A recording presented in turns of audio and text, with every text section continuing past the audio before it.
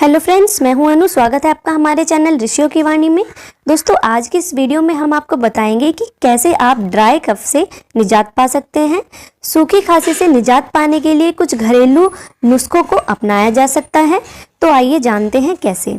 दोस्तों, तुलसी के कुछ पत्तियों से सूखी खांसी से छुटकारा पाया जा सकता है। तुलसी के कुछ पत्तों को पानी में उबाल लें, इसे रात में सोने से पहले पी लीजिए, या फिर आप तुलसी के पत्ते की चाय बनाकर भी पी सकते हैं। शहद भी सूखी खांसी को कम करने में मददगार होता है।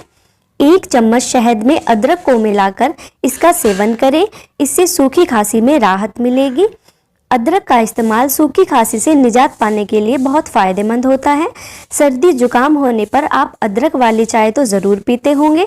दोस्तों, जितनी ये स्वाद में अच्छी होती है उतने ही अदरक के फ़ायदे गजब के होते हैं। सूखी खांसी में अदरक के सेवन से राहत मिलती है।